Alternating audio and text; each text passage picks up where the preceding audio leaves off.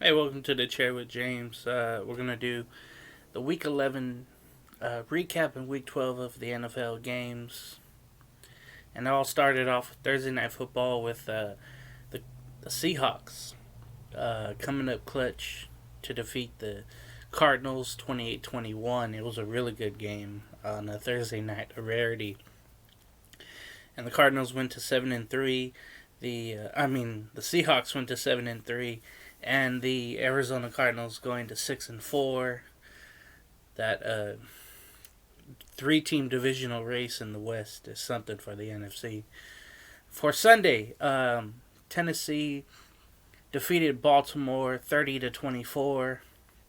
Tennessee goes to 7-3. Baltimore goes to 6-4, and this game uh, showed Tennessee's dominance again over Baltimore, and it's just weird. As many people have said, it seems like Lamar Jackson and the Ravens cannot play against um, a divisional foe or a good divisional foe or a playoff team very well.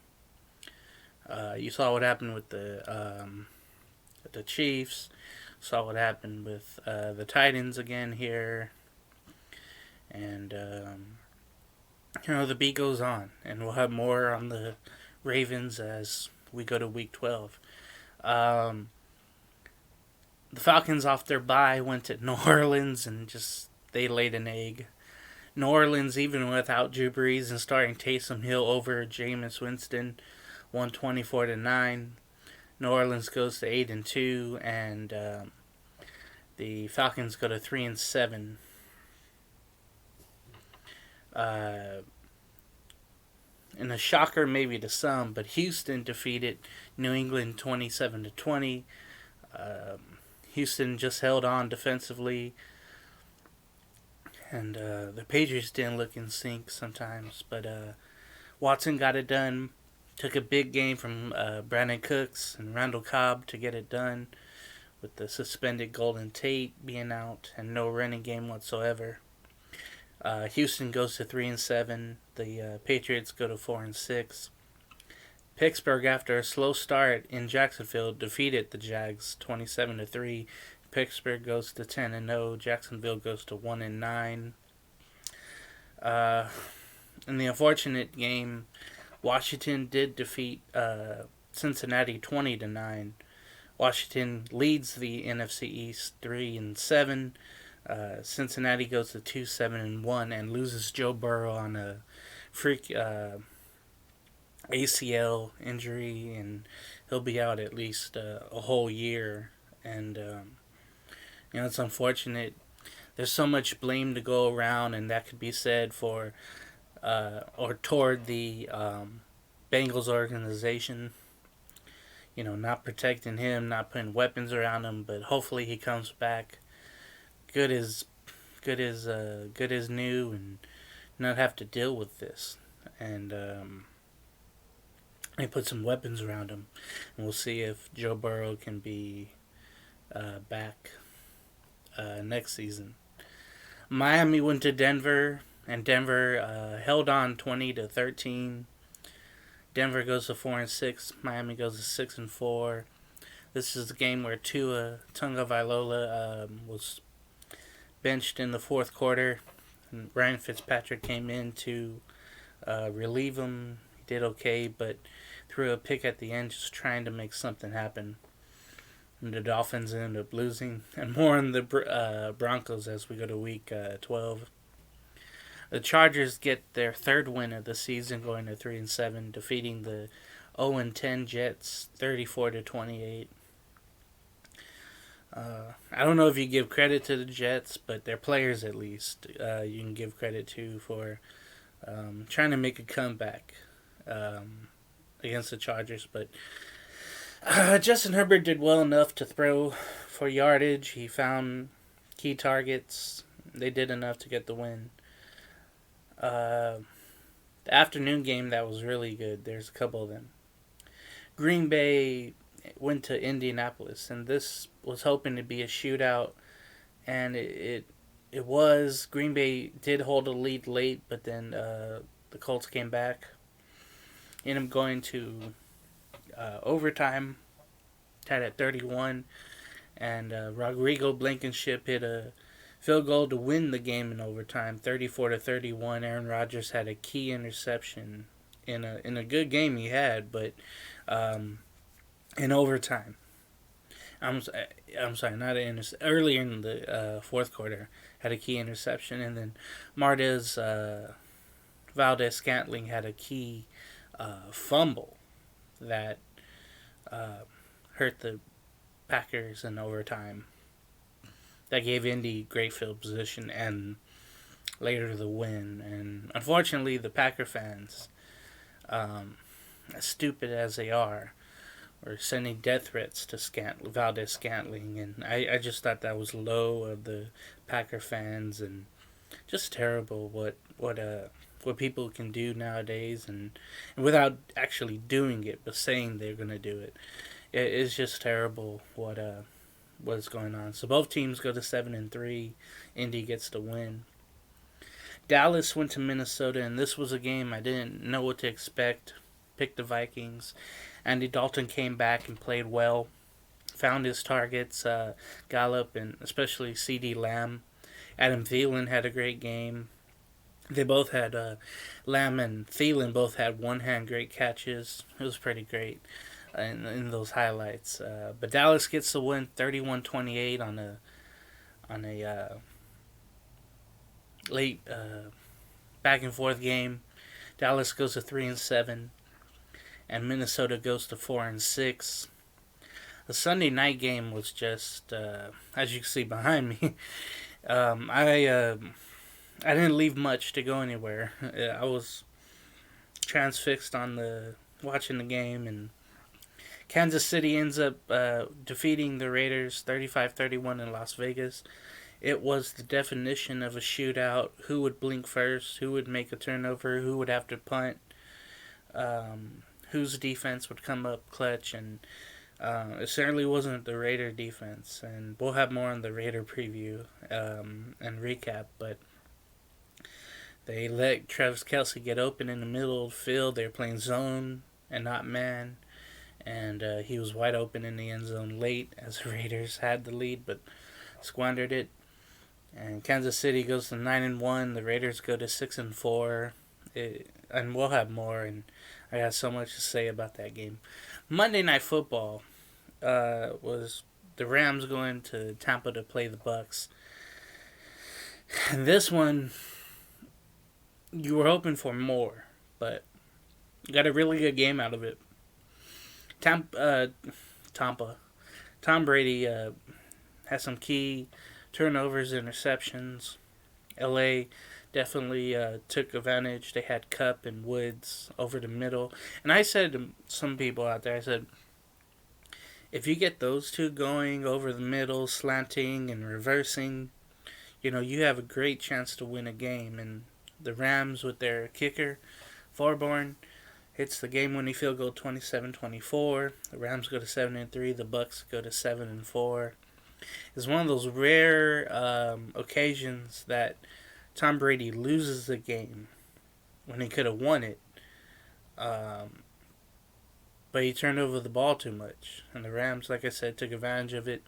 They did not get much from the running game, did LA, but Jared Goff threw over 50 times, having those weapons there. It was just it was a good win for LA, and we'll talk about them in Week 12, of course. And as Week 12 comes up, there was Thanksgiving games. There were supposed to be 3, but there are only 2. Houston went to Detroit and defeated the Lions 41-25. Both teams go to 4-7. The story, as Ben Maller would say, would be in the losing locker room and organization, as on Saturday morning, the Lions ownership and brass fired the GM and Bob Quinn and Matt Patricia, the head coach. And it's a it's a cleansing that it's much needed. I thought after a while, nothing's gonna change. You gotta do something, and you brought this defensive guy in to help the Lions, but their defense obviously is not doing anything right, and it showed against Houston. I feel really bad for Matthew Stafford. I wish that he would go somewhere else, either either a trade to a contender where he can flourish against opponents and have a great offensive line to block for him. I just feel horrible for Matthew Stafford. I mean, he's going to be one of their great quarterbacks, if not of all time. I mean, Bobby Lane is there, but that's about it. And he's going to have nothing to show for it. Matthew Stafford. So it's unfortunate. And I want Thanksgiving games to be great. And I want a Detroit game to be great. And that hasn't happened in, I guess, since Calvin Johnson was there. The last Thanksgiving game was Washington defeating Dallas 41-16. I tell you what, if you had other plans other from watching football, I didn't blame you. If you had Zoom meetings with your families, wherever you are, or really small gatherings as they're preaching, I would understand. I worked, so I didn't watch any of this, but I saw the highlights, and I could see what happened. Washington goes to 4-7. They lead the NFC East. Dallas goes to 3-8. And Dallas, unfortunately, and this was the first drive of the game, they lose one of their offensive linemen to a knee injury, and then another late in the game with a calf injury. It's just tough right now being a Cowboy fan with the ups and downs. I mean, you had the ultimate up winning in Minnesota, and then you have your annual Thanksgiving game, and injuries happen, and you get overran by Washington. So that's really unfortunate. Let's go to Sunday games. Arizona goes to New England. Arizona 6-4. New England 4-6. Arizona is favored early. You really don't know what's going to happen. Which Cam Newton will show up. Which Patriot defense will show up. I'm banking on the Cardinal offense to continue to do well, despite the fact, they did lose last week and they've had a lot of time off since, but they should be ready to go. New England suffering their loss in Houston last week, so I'm going to go with the Cardinals with that. Carolina at 4-7 goes to Minnesota, who's 4-6. I'm gonna pick the Vikings, but anything can happen, and it'd be cool to see the XFL quarterback try to beat Minnesota on the road. I mean that would be awesome. The XFL legend playing and hitting his weapon, Samuel, and giving the ball to Davis. If McCaffrey was playing, I would have gave the win to Carolina, but I think Minnesota will score enough to win because Carolina's defense is really bad. And Minnesota's is too, but still. The New York Giants at 3-7 go to the 2-7-1 Bengals. Obviously, not having Joe Burrow really hurts the Bengals' chances the rest of the way to get any wins at all. Now you're just playing for a draft spot, a better one, I guess, if you lose. I'm gonna go with the Giants. I think Daniel Jones has come alive lately, passing well, running well too, and finding Shepard and Ingram whenever he can do work, and even the third string running back for the Giants. I'm hoping that they show up and their defense shows up too. So I'm gonna go with the Giants. San Francisco comes to LA to face the Rams. 49ers are at 4-6. The Rams at 7-3. Although San Francisco plays tough defense, but their offense isn't really there other from the running game. Nick Mullins is starting, of course. Got to go with the Rams. I think if they find the running game and passing game, I think it will be a blowout. But we'll see if San Francisco keeps it close, like they did against Seattle, and play tough. I'm going to go with the Rams. New Orleans goes to Denver. Now, this game is very intriguing in some ways. Armstead, the big offensive lineman for New Orleans, is out, and I want to see if the Denver defense can penetrate against their backup, whoever it may be, for the Saints on the O line. Denver. In this weird year and with the virus going around, which we'll all look back and say, virus, well, yep, it's starting to spread even more in the second wave, and it's affecting the NFL. So all of the quarterbacks are out of the game. Now, I don't know the protocol about signing someone off the street. Tim Tebow is available. But Nick Fangio, the coach of Denver, said Royce Freeman, the third-string running back, would be the option at quarterback if all the quarterbacks are not available. I don't know what to tell you, Bronco fans, but you get the win last week. You think everything's cool, and then one quarterback is there testing positive around the others in the meeting room, and I don't know why they didn't have Zoom meetings for quarterbacks. I mean, one is starting, and the others, are just listening. You could have done Zoom, and nobody should be at the facility together. But Jeff Driscoll tested positive, and Rippin, Luck, and the other one, I forget, fourth string, they're all supposedly out, and I guess you got to give the slight edge to New Orleans, but that was the crazy news of the week. Now, a big game in the morning. Tennessee and Indianapolis plays each other, and this is for the first place bragging rights going on, head-to-head at least. Indy, 3 Thursdays ago defeated Tennessee in Nashville. This time, this is at Indy. It's going to be a really big game. Philip Rivers can limit his mistakes and do well. The defense can stop Henry, which is a tough task. I don't know what's going to happen in this one. I picked the Colts just based on what they did against the Packers. Again, but the focus is on Henry. If I'm Darius Leonard and the great defense of Indianapolis, I'm keying in on Henry. The Chargers go to Buffalo.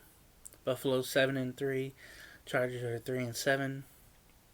Can Herbert get the stats on the road against a great Buffalo defense? I don't know. This will be tough, but I think Buffalo gets the win and continues on their march. They're hoping to gain another game on Miami, so we'll see what happens. The Raiders at 6-4 go to Atlanta to face the 3-7 Falcons. I'll tell you what. Even though the Falcons didn't show up last week in New Orleans, they do play well at home. They score well. They do well at home. It just depends, if they win or lose. But it seems like it's a road thing whenever they do lose. The Raiders going to the East Coast on the road. Hopefully they can get over that hump and win games on the road there. I'll give a slight edge to the Raiders, but the defense has to be so much better because Atlanta's going to attack Matt Ryan. Great passing game. Julio does have the hamstring issue, but we'll see how that goes. So I'll give a slight edge to the Raiders. There'll be more on the Raider preview, of course. Cleveland faces Jacksonville. Cleveland at 7-3, the best record this far since 1989. Jacksonville at 1-9.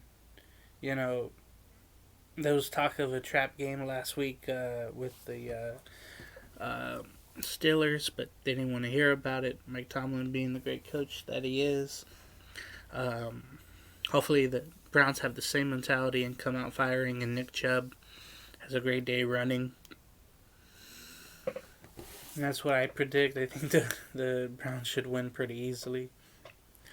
Miami goes to the Meadowlands to face New Jersey. I say Meadowlands to face the Jets. Miami is favored by touchdown. I feel like they'll win pretty handily. I think it would be something for Ryan Fitzpatrick to have a great game over his former team. He's been on many former teams, but when you first really heard of him getting some really run, I know he had some in Buffalo, but it all started with the Jets, and he started to have his passing numbers good and bad. And but I think the Miami Dolphins will win that pretty easily. It'll be interesting to see how Joe Flacco plays against the Miami defense. If they'll have their fun, or will Flacco be throwing the ball well? The game of the week, possibly. And that's a disrespect, of course, to the Titans-Colts game. But Kansas City at 9-1 going to Tampa to face the Bucks.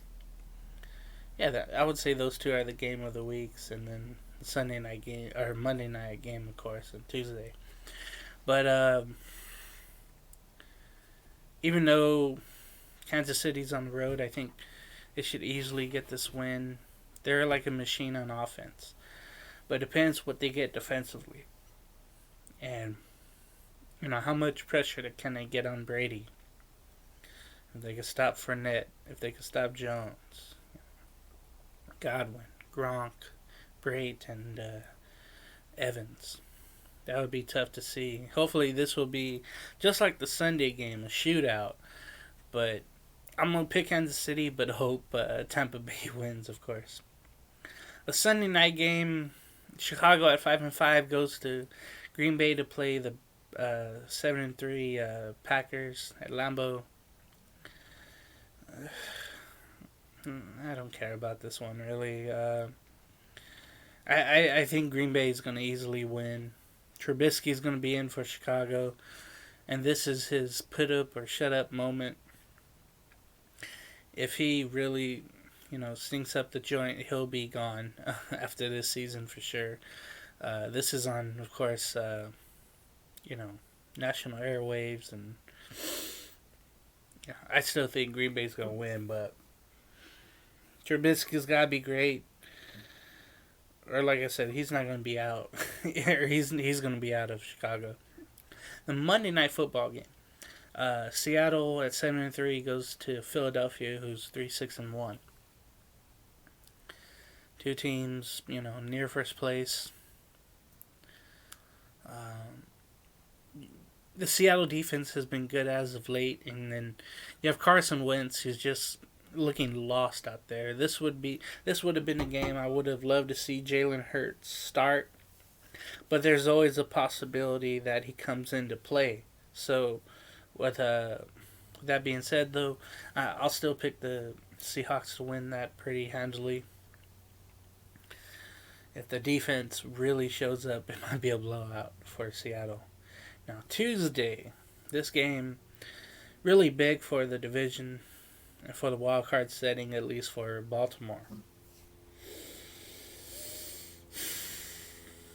Baltimore at 6-4 goes to 10-0 Steelers at Heinz Field in Pittsburgh.